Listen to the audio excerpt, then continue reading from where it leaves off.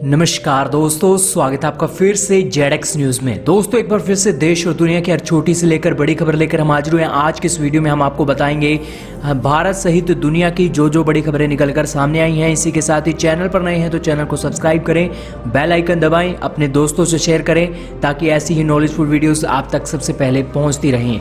तो दोस्तों शुरू करते हैं आज की सबसे बड़ी खबर के साथ जो निकल कर आ रही है कोरोना वायरस से भारत देश से। पिछले 24 घंटे में भारत में 45,601 मरीज बढ़े हैं। देश में अब तक 12.39 लाख केस आ चुके हैं। महाराष्ट्र में पहली बार एक दिन में 10,000 से ज्यादा संक्रमित मिले हैं। जी हाँ दोस्तों, रिकॉर्ड पर रिकॉर्ड टूट रहे हैं। 45,000 का रिकॉर्ड अब बन चुका है।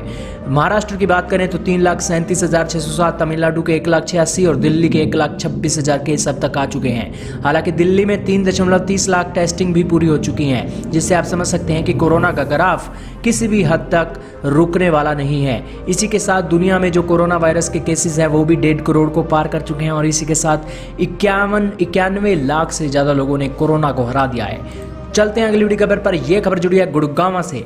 कल गुड़गांव में भी भारी बारिश हुई और इसी भारी बारिश से सड़कों पर 3 फीट तक का पानी भर गया। असम में बाढ़ से अब तक 89 लोगों की मौत हो चुकी है और 45,000 लोग शिविरों में बंद हैं और 3 लाख से ज्यादा लोग इससे प्रभावित हुए हैं। ये दोस्तों गुड़गांव की तस्वीर है। गाड़ी डूबी हुई है और बच्चे बिल्कुल एंजॉय कर रहे हैं इस बारिश का।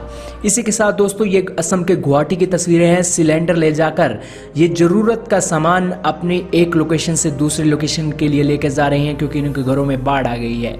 इसी के साथ ये एक सरकारी तंत्र की लापरवाही की भी एक खबर निकलकर सामने आई है। ये देखिए, जो हमारा किसान है अपने खून पसीने की कमाई से गेहूं उगाता है और राजस्थान के ये लापरवाह अफसर हैं जिनकी वजह से 12.50 करोड़ का 63,000 क्विंटल गेहूं सड़ चुका है।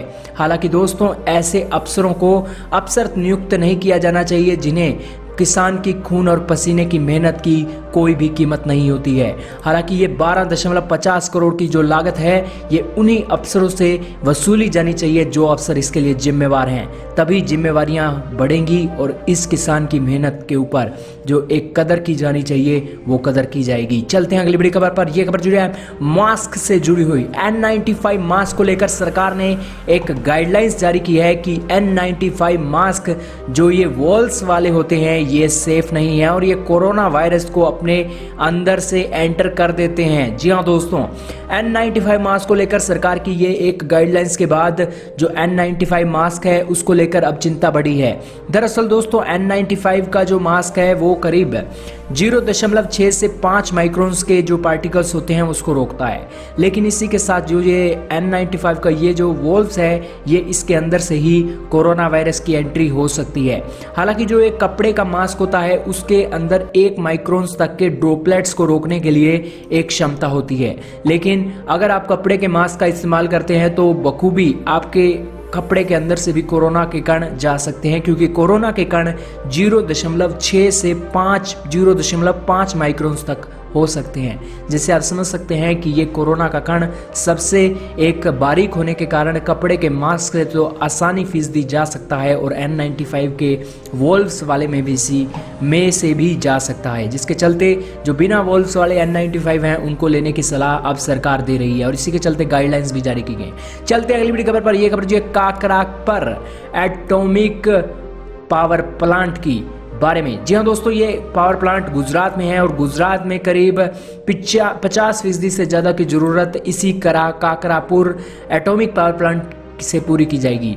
और दोस्तों 700 मेगावाट की बिजली अब पैदा करने में ये काकरापुर जो पावर प्लांट है ये सक्षम हो जाएगा और इसका उत्पादन आने वाले 3 महीनों में शुरू हो जाएगा। ये जो दो बड़े बड़े डोम देख रहे हैं ना आप, इन्हीं में ही ये बिजली बनती है और इसी के चलते जो कूलर है 4 कूलेंट भी इस डोम को ठंडा करने के लिए लगाए गए हैं। हालांकि इसी में ही बिजली बनती है और सबसे बड़ी बात तो यह है कि जो भी परमाणु रिएक्शंस होती हैं वो इसी में ही होती हैं और इसी से ही बिजली बनकर पूरे के पूरे भारत को रोशन करती हैं। और इसी के साथ दोस्तों इसकी एक खूबियां बता दें कि इसको बनाने में अब तक करीब 16,500 करोड़ रुपए खर्च हो चुके हैं और करीब नवंबर 2010 से काम शुरू हुआ है और 10 साल के करीब लग गए हैं और इस काकरापर से करीब 90 लाख लोगों की दैनिक बिजली की जरूरत पूरी की जा सकेगी। हालांकि पहले से ही 220 और 220 मेगावाट की 2 यूनिट बिजली का उत्पादन कर रही है और ये तीसरा एक नया प्लान शुरू हुआ है जिसके चलते जो ये उत्पादन है 700 मेगावाट का होगा। चलते हैं अगली बड़ी खबर पर। यह खबर जो है भारत और चीन से, चाइना बाज नहीं आ रहा है और ऐसा लगता है कि चाइना युद्ध ही चाहता है भारत से। हालांकि भारत के सैनिकों की आज दहाड़ और इतना एक शौर्य इतना बढ़ चुका है कि वो भी बिल्कुल पूरी तरीके से तैयार हैं आज चीन से लड़ने के लिए। चाइना पूर्वी लद्दाख के तनाव वाले इलाके से पीछे हटने को तैयार नहीं है। 40,000 जवानों की तैनाती चाइना कर चुका है। हथियार बख्तरबंद गाड़ियां बिल्कुल मौजूद हैं, जिससे साफ हो गया है कि चीन अपने युद्ध की रणनीति को अंजाम देने के लिए तैयार है। और यही कारण है कि राजनाथ सिंह ने वायुसेना की कॉन्फ्रेंस में रक्षा मंत्री ने कहा कि आपको जवानों को कहना होगा कि आपको बस शॉर्ट नोटिस में ही चाइना पर, पाकिस्तान पर अटैक कर देना चाहिए। हालांकि दोस्तों आज भारत जो खतरा लेकर चल रहा है वो चाइना और पाकिस्तान दोनों देशों के अकॉर्डिंग लेकर चल रहा है और इसीलिए भारत की तैयारियां पूरी होनी चाहिए। दोनों मोर्चे से लड़ने के लिए भारत की तैयारी पूरी होगी, तभी हम एक अच्छा काम कर सकेंगे।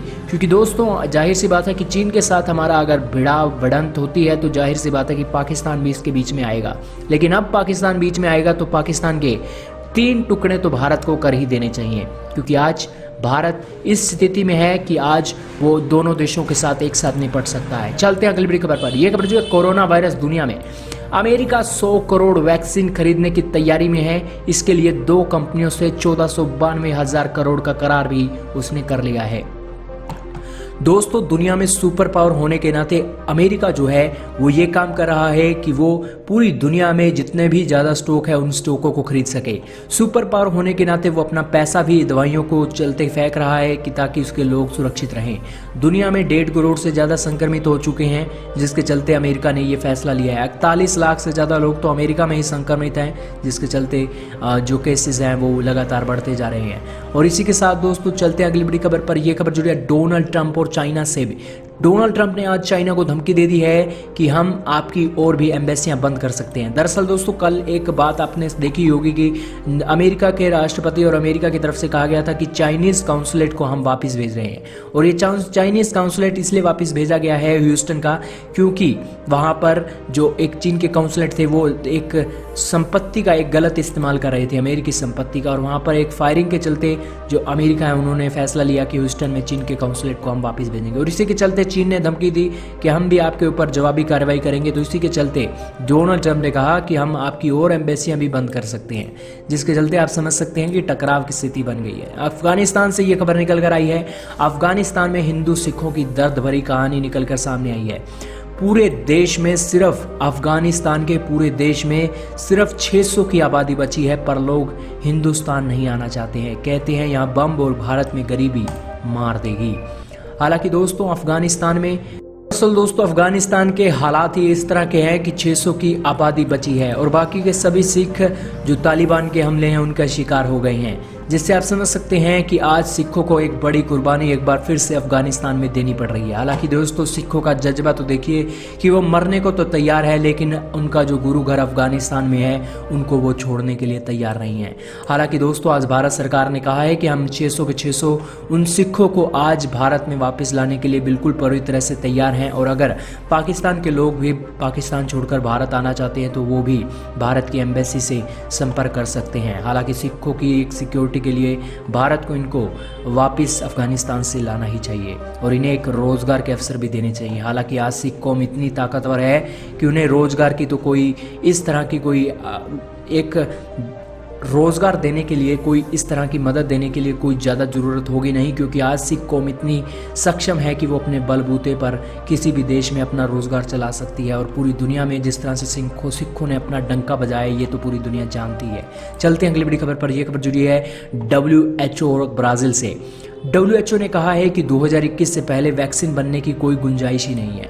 ब्राज़ील के राष्ट्रपति तीसरी बार कोरोना पॉजिटिव हो चुके हैं, लेकिन दोस्तों ब्राज़ील के राष्ट्रपति कोरोना पॉजिटिव होने के बावजूद भी अपनी रैलियों में जा रहे हैं और लोगों से मिल रहे हैं, जिससे आप समझ सकते हैं कि ब्राज़ील के राष्ट्रपति कोरोना वायरस का मजाक बनाकर रख चुके हैं और तीसरी बार कोरोना वायरस की रिपोर्ट भी पॉजिटिव आ रही है। वहीं दोस्तों चलते हैं अगली बड़ी खबर पर। यह खबर जुड़ी है क्लाइमेट चेंज से। चिंता बढ़ाती रिसर्च रिपोर्ट, एक दूसरे को मारने लगे भूखे ध्रुवीय भालू सिर्फ किताबों और किस्सों में बचेंगे, 2040 तक इनकी प्रजनन क्षमता खत्म होने लगेगी। दोस्तों ये 100% सच है और ये वैज्ञानिकों का दावा है कि ये जो पोलर बियर्स देख रहे हैं आप, इन्हें शायद आप दोबारा नहीं देख सकेंगे, क्योंकि मनुष्यों की ये क्लाइमेट चेंज के कारण जो बर्फ़ है वो बर्फ़ बहुत तेज़ी से पिघल रही है।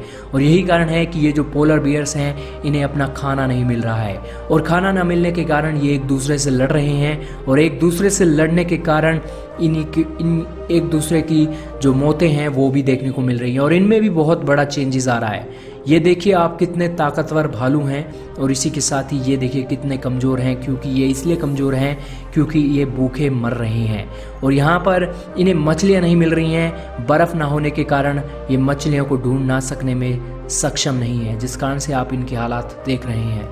और दोस्तों ये मानव को अब देखना चाहिए कि वो इस तरह की गतिविधियों को रोके, और जिस तरह से पोलर बियर आपस में लड़ रही हैं उन लड़ने की जो गतिविधियां हैं उनको भी रोकना चाहिए। हालांकि पोलर बियर्स आज एक अलग ही तरीके से जाने जाते हैं। पूरी दुनिया के बच्चे पोलर बियर्स को सबसे ज़्यादा पसंद करते हैं। वहीं दोस्तों आपका इस पर क्या कहना है, कमेंट सेक्शन में राय जरूर दीजिए। चलते हैं अगली बड़ी खबर पर।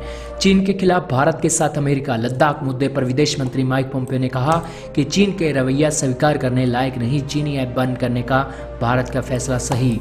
इसी के साथ दोस्तों जो अमेरिका से खबर निकल कर आई है, अमेरिका सरकार भी अब कह रही है कि हम जो हमारी फेडरल सर्विसेज हैं उनमें टिकटॉक हम बैन कर रहे हैं। और दोस्तों फेडरल सर्विसेज में क्यों, आखिरकार अमेरिका की पूरी जो लोग हैं उनमें चीनी ऐप्स को बैन करना ही चाहिए, लेकिन फेडरल सर्विसेज में बैन किया है, ये एक अच्छा कदम है चीन अमेरिका की तरफ से।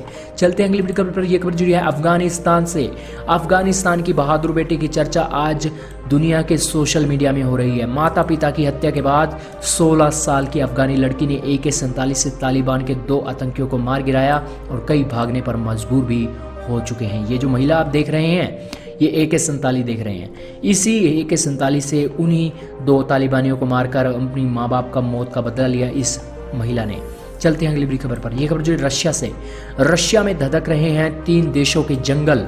रशिया में शहरों तक पहुंची आग, 3 लाख लोग प्रभावित। 99,000 एकड़ जंगल में 197 जगहों पर आग फैली।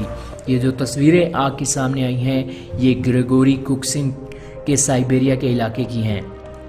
और दोस्तों उम्मीद करते हैं कि रशिया में बहुत जल्द ये आग बुझ जाएगी।